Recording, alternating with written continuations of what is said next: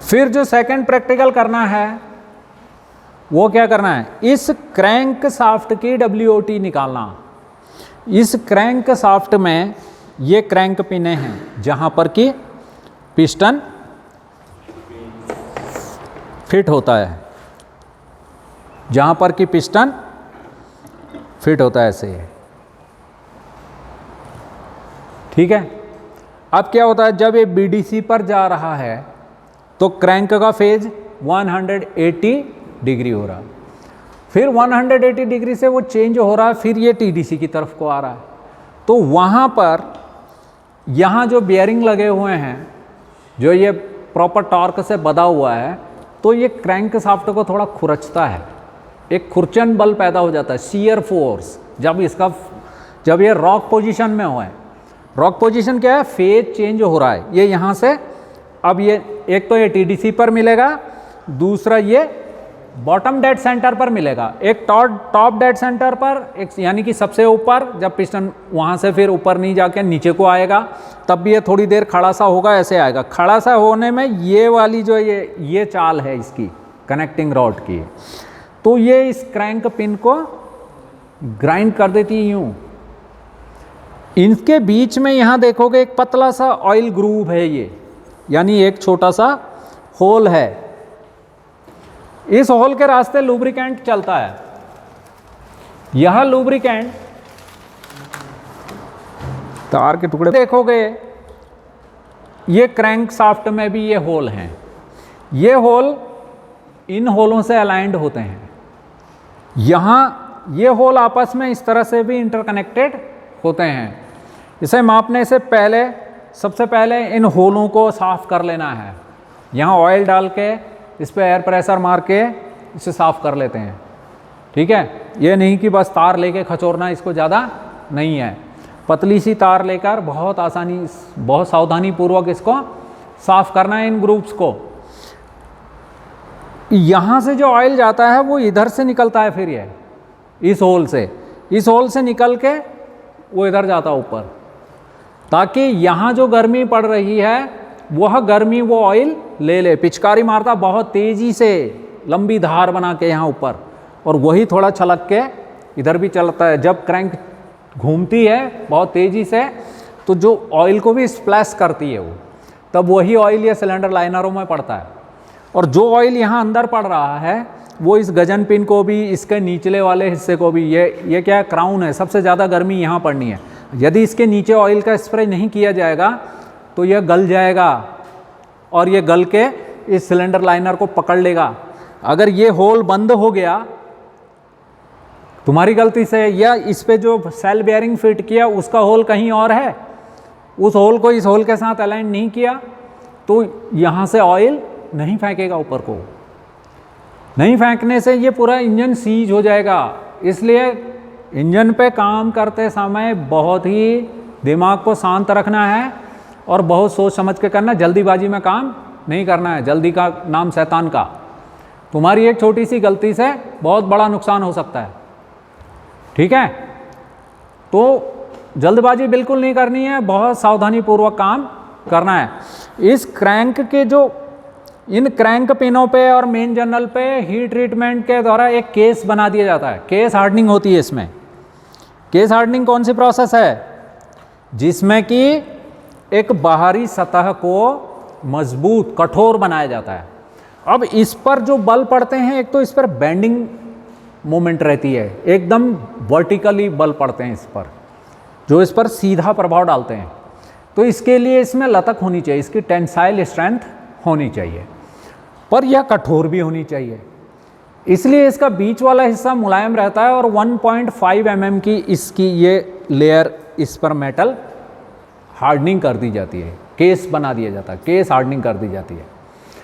इसीलिए इसको जब ये घिसावट 0.05 से ज़्यादा हो जाती है, 0.55 या 0.6 हो जाती है, फिर ये क्रैंकशाफ्ट नई पड़ती है, फिर ये ना तो ग्राइंड होगी ना पॉलिश होगी। ठीक है, ये कहाँ तक चल सकेगी, अधिकतम 0.04 40 पर चली गई बोल देते हैं क्रैंक को। जो लोकल मिस्त्री हैं वो 50 पर चलेगी, 60 पर चलेगी। 60 पर चली गई तो वो बेकार हो जाएगी, वो टूट जाएगी।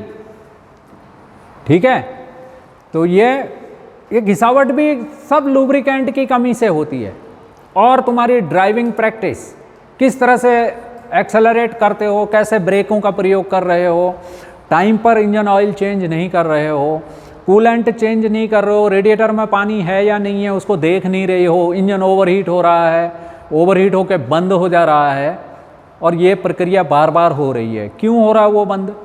या तो थर्मोस्टेट वाल्व जाम है, या रेडिएटर लीक है, या रेडिएटर के जो ट्यूब्स हैं वो बंद हैं, या आपका हॉस पाइप फटा हुआ है, कहीं से वो जो भी कूलेंट है वो सब लीक हो जा रहा है, और बार बार तुम्हें कूलेंट भी ख़त्म हो गया तो बाद में कहा बार इतना महंगा कौन डाल रहा, चलो पानी डालो।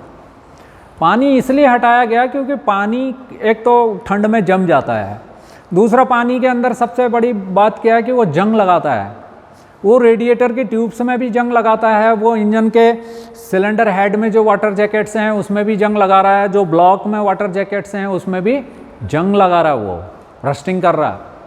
इस वजह से जो रस्ट के कण हैं, जो जंग के कण हैं जो खुरच के आए, वो सीधे रेडिएटर की नालियों को बंद कर दे रहे हैं।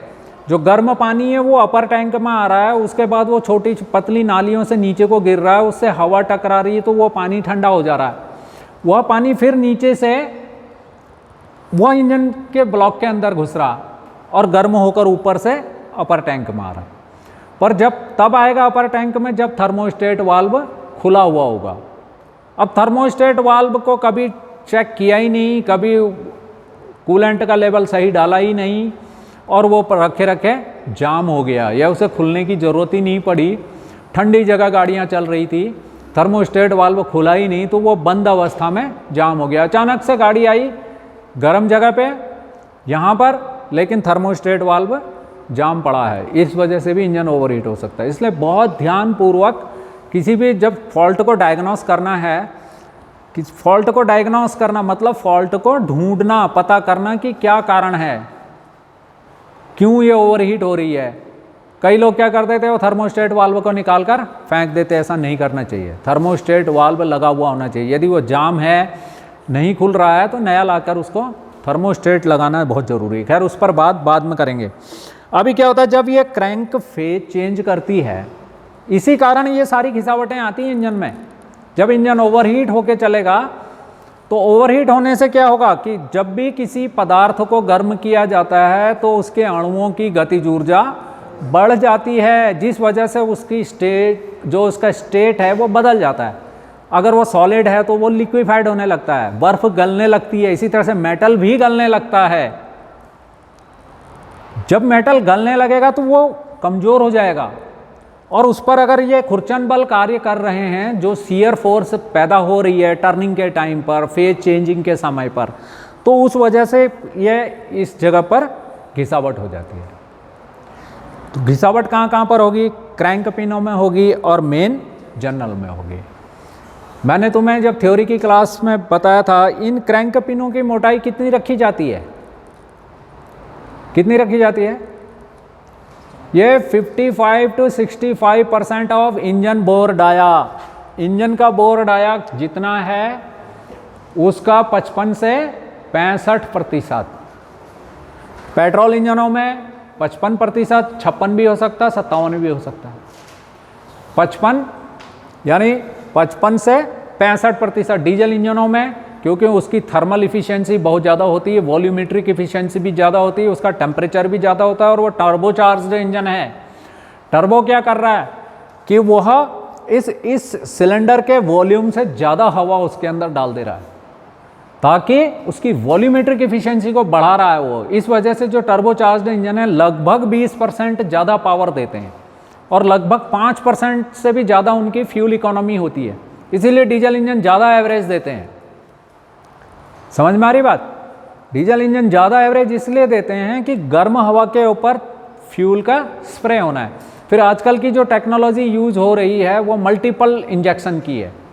पहले वाले जो इंजेक्टर थे वो एक बार में खुल जाते थे तो वो इंजेक्शन लगा रहता था, अब ऐसा नहीं है। अब वो मल्टीपल इंजेक्शन है कि पहला इंजेक्शन पायलट इंजेक्शन कहलाता है, फिर pre injection, double pre injection हो सकता है, एक मेन इंजेक्शन, पोस्ट इंजेक्शन, और एक last crank angle after 180 degree crank घूम गई है, एग्जॉस्ट गैसें निकल रही हैं, उस पर भी एक स्प्रे डीजल फ्यूल का हो जाता है थोड़ी देर के लिए। ऐसा करके उसके तापमान को बढ़ाते हैं, कंबशन टेम्परेचर को कंट्रोल करते हैं, पर एग्जॉस्ट गैसों के तापमान को थोड़ा बढ़ा देते हैं। क्यों? क्या बोला था मैं, कितनी बार बोल चुका हूं कि जो भी कैटालिटिक कन्वर्टर है या डीपीएफ है, डीजल पार्टिकुलेट फिल्टर, वह 600 डिग्री के आसपास पर ही सही काम करता है, ताकि उसके अंदर जो सूट पार्टिकल है वो पूरी तरह से ख़त्म हो जाए। इन सब का कारण ये मल्टीपल इंजेक्शन करना, फ्यूल इकोनॉमी को बढ़ाना, इंजन को डाउन साइज करना क्यों ज़रूरी है? वायुमंडलीय प्रदूषण को कम करने के लिए। इसलिए इंजन अगर आपका सही परफॉर्म नहीं करेगा तो वो प्रदूषण करेगा। वो प्रदूषण जो वायुमंडलीय प्रदूषण है, इससे सिर्फ इंसान ही नहीं, जीव जंतु पेड़ पौधे सब पर इसका प्रभाव पड़ता है। हिमालय पर प्रभाव पड़ता है, नदियों पर प्रभाव पड़ता है, हर चीज़ पर इसका प्रभाव पड़ता है। इसीलिए बहुत सोच समझ कर काम करना है। तो जब इसको भी जब फेज एंगल चेंज हो रहा है तो उस वजह से यहाँ पर जो खरोंच आ रही है, जो एक शियर फोर्स पैदा हो रहा है, जो खुरचने की कोशिश कर रहा है, उसके कारण इसमें भी ओवल्टी आ जाती है। किसमें? क्रैंक पिन और मेन जर्नल में। और जब भी कोई वस्तु अपने धुरे पर घूमती है तो उस घूमने के कारण उसके अंदर एक एक्सियल मूवमेंट भी पैदा हो जाती है, आगे पीछे वो सरकने लगती है। उस एक्सियल मूवमेंट को दूर करने के लिए इसमें थ्रस्ट बेयरिंग लगे रहते हैं। पर जब आपने लुब्रिकेंट टाइम पर नहीं चेंज किया, लुब्रिकेंट पहुंचा ही नहीं, या वो इन ब्लॉकों में ये जो होल हैं ये ब्लॉक हो गए, बंद हो गए, खुरचन के कारण यहाँ का मेटल भी निकला, ये मेटल निकल कर कहाँ जाएगा? संप में जाएगा। और ये रिंग घिस गए तो इस रास्ते से ब्लो बाई होगा। जो भी डीजल फ्यूल स्प्रे हो रहा है पावर स्ट्रोक के दौरान, जब फ्यूल जल रहा है तो जब प्रेशर बढ़ रहा है तो वो प्रेशर इस रास्ते से नीचे चला जाएगा संप में। और जब कंबशन हो रहा है तो जो डीजल यूज है, डीजल क्या है? हाइड्रोकार्बन है। पेट्रोल भी क्या है? हाइड्रोकार्बन है। एक C8H18 है, वो आइसोऑक्टेन है। एक C10 है, C16H34, मगर वो 100 C10 नंबर का नहीं चाहिए, उसको 45 से 55 C10 नंबर का डीजल चाहिए। जब ये फ्यूल जल रहा है तो इसके साथ क्या क्या बन रहा है? कार्बन मोनोऑक्साइड बन रही है, कार्बन डाइऑक्साइड बन रही है, नाइट्रोजन के ऑक्साइड से बन रहे हैं, कार्बन अलग भी हो जा रहा है, कार्बन अलग भी हो जा रहा है, शूट पार्टिकल बना रहा है, पार्टिकुलेट मैटर बना रहा है, एंड अनबर्न्ड हाइड्रोकार्बन है, अर्ध जले हाइड्रोकार्बन, मतलब जो डीजल फ्यूल जला नहीं, जो पेट्रोल पूरी तरह से जला नहीं, वो सब का सब नीचे ऑयल संप में चला जाता है। और ऑयल संप में जाने के बाद वो ऑयल को भी गाढ़ा कर देता है, उसको भी खराब कर देता है। और खिसावट के कारण जो मेटल चूर्ण गया था अंदर, कुछ तो वो ड्रेन प्लग के आगे जो मैग्नेट लगा है उसमें चिपक गया, और बहुत ज़्यादा खिसावट हो गई है तो उसमें भी कितना आएगा? उसकी भी तो कोई क्षमता है। उसके बजाय वो बहुत महीन कण निकल जाएंगे, वो भी तैरते हुए वो स्टेनर से एस्केप होके इन छोटे छोटे होल्स में, ग्रूव्स में फंस जाते हैं। अब यहाँ पर भी इन होलों को भी उन्होंने बंद कर दिया। तो ऐसा होने से पहले इंजन की जो है, इंजन ओवरहीट होने लगेगा, ऑयल खाने लगेगा। रोज़ उसकी सवेरे टेस्ट किया नहीं, सवेरे आए, गाड़ी स्टार्ट करी, चल दिए। स्टार्ट करने से पहले इंजन ऑयल का लेवल ज़रूर देखना है, कूलेंट को ज़रूर चेक करना है, रेडिएटर में पानी है या नहीं। इंजन ऑयल की डिपस्टिक निकाल कर उसका लेवल भी देख लेना है कि वो इंजन ऑयल है किस तरह का, उसको थोड़ा हाथ में लगा के चेक कर लेना है। ठीक है, तो इस वजह से अगर ये ग्रूव्स बंद हो गए या प्रॉपर इसको लुब्रिकेशन नहीं मिली तो एक तो इसमें हो जाती है ओवल्टी, दूसरा इसकी जो आगे पीछे की चाल हो जाती है थ्रस्ट बेयरिंग के कट जाने के कारण, और जो तुम्हारी ड्राइविंग प्रैक्टिस है उसके कारण, ड्राइविंग प्रैक्टिस के कारण भी इसके अंदर मरोड़न बल भी पैदा होते हैं, टॉर्जनल ट्विस्ट। एक तो ये फेज चेंज के टाइम पर पड़ रहा है, दूसरा जब चलते हुए इंजन को बंद कर दे रहे हैं हम, क्रैंकशाफ्ट की प्रवृत्ति है घूमने की, इनर्शिया के कारण क्या करेगी, वो घूमता ही रहना चाहेगी, मगर फ्यूल तो बंद हो गया, वो रुक गई, तो एक बल तो उसको आगे को खींचेगा और दूसरा बल उसको पीछे को खींचेगा, तो इस वजह से भी मरोड़न आती है। जब एकदम से एक्सीलरेटर छोड़ते हैं, दबाते हैं तेज से फिर छोड़ते हैं, ये भी गलत प्रैक्टिस है। अचानक से गियर चेंज कर देना, एकदम स्पीड में जा रहे, देखा पहले गियर चेंज नहीं किया, लास्ट में ऊपर पर जाके ठोकर पे अब नहीं चढ़ेगी, तो खच्चे से ज़बरदस्ती से गियर चेंज कर देना। फर्स्ट गियर लगाने के लिए फिर रोकनी पड़ेगी वो, तब जाकर पहला लगता है वहाँ पर। अब वो जल्दीबाजी के चक्कर में कर करके डाल दिया, तब भी झटका पड़ा, वो झटका क्रैंक पर भी पड़ता। तो इस वजह से इसमें इसकी आगे पीछे की चाल और मरोड़न से जो टॉर्जनल ट्विस्ट इस पर यूँ पड़ रहा है, उससे एक तो ओवल्टी आ जाती है, दूसरा ये भी, इसका भी ये सिरा ज़्यादा घिसा हो सकता है और ये वाला सिरा कम घिसा हो सकता है, यह भी इस तरह से टेपर हो सकती है। तो ये क्रैंक पिन और मेन जर्नल पर यहाँ पर नापना है, फिर इधर पर नापना है, यहाँ लिखने के लिए जगह नहीं थी इसलिए यहाँ पर भी 2 जगह यहाँ नाप लेनी है, 2 जगह यहाँ नाप लेनी है। ये होलों के पास नाप नहीं लेनी है। ये जो होल हैं, यहाँ पर होल हैं, ये होल हैं, ये ऑयल के ग्रुप्स हैं, ये लुब्रिकेंट के होल हैं, इन रास्ते से ऑयल निकल रहा है, तो यहाँ पर नापना नहीं है, इससे थोड़ा सा ऊपर नापना है इस तरह से, ठीक है। अभी मैंने आपको बता दिया कि इसमें कोई जीरो एरर नहीं है, तो इसे लूज करके नंबर 1 से, नंबर 1 कहाँ है, ये टाइमिंग स्प्रॉकेट लगा हुआ है, ये चैन स्प्रॉकेट लगा हुआ है, यहीं से जो है केम शाफ्ट को ड्राइव मिल रही है, तो ये चैन स्प्रॉकेट के पास वाला ये पहला मेन जर्नल है, इसको नापना है। और ये पहली क्रैंक पिन है। क्रैंक पिन की मोटाई कितनी बोली थी मैंने अभी, 55 to 65% of engine bore dia. मान लिया ये इंजन 100 mm का है, इसका बोर डाया 100 mm है, तो इसकी मोटाई कितनी होगी, 55 mm हो सकती है, 56 हो सकती है, 58 हो सकती है, अधिकतम 65 हो सकती है, ठीक है, 55 से कम नहीं होगी। तो इसी तरह से अगर इसका बोर डाया हमने नापा था, उसका 73 पॉइंट सम आ रहा था, तो 73 पॉइंट समथिंग, 74 मान लो इसको, 74 का 55% निकालेंगे तो लगभग इतनी ही इसकी मोटाई होगी। और मेन जर्नल की तुम्हें लिख कर दे रखा है, जो इन्फॉर्मेशन शीट मैंने तुम्हें लिख कर दी कि तुम इसे अपनी कॉपी में लिखना, उसमें ये सारी डिटेल लिखी है कि क्रैंक पिन की मोटाई कितनी होती है, मेन जर्नल की मोटाई कितनी होती है, ये क्या हैं, ये जिनमें मैं हाथ लगा रहा हूँ, ये क्या है, वेब की मोटाई कितनी होती है, 20% of engine bore dia. Main journal की होती है 65 to 75, जो हैवी इंजन से हैं उनमें 75% हो सकती है। यदि उसका बोर डाया 100 mm है तो उसके मेन जर्नल की मोटाई 75 mm तक हो सकती है, 65 तो होगी ही होगी। वो डिपेंड करता है कि इसकी लोड कैरिंग कैपेसिटी कितनी है और ये इसका व्हील बेस कितना है, उसमें नंबर ऑफ सिलेंडर्स कितने हैं। अब इसको फिर इसी तरह से होल के अतिरिक्त, होल को छोड़कर, ये जैसे होल है यहाँ पर मैंने इसे छोड़ दिया और यहाँ पर इसे नाप लेंगे। नाप कैसे लेंगे, जस्ट टच, या ऐसे लॉक नहीं होना चाहिए इसको,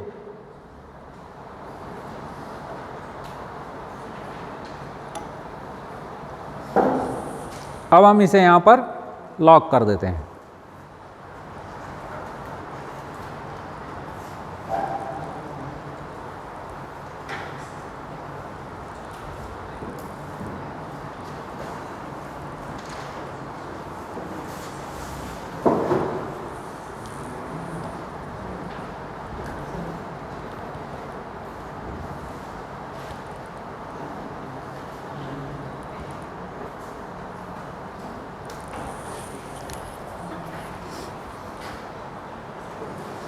बताओ मनीष कितनी है,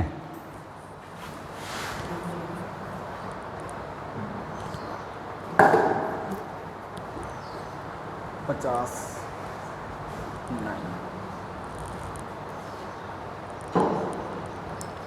थिम्बल की रीडिंग कितनी है?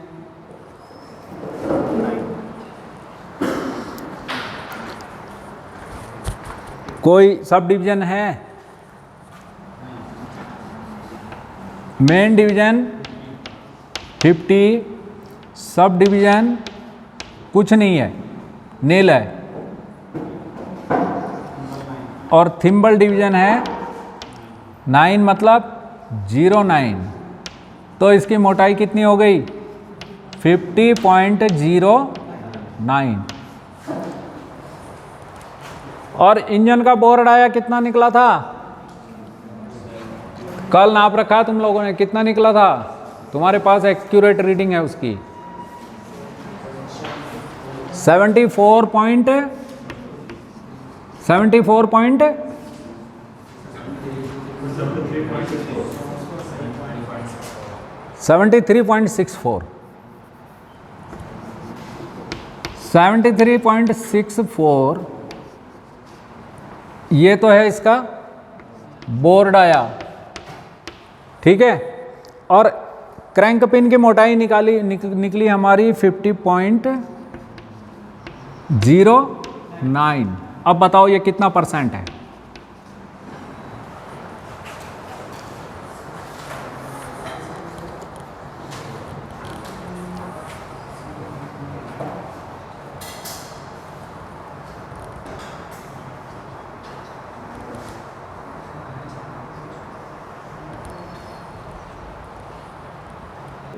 ज़्यादा, ये तो कुछ घिसावट हो गई है 0.09% इस पे, और यहाँ भी ये घिसावट हो गई है इसकी, ठीक है।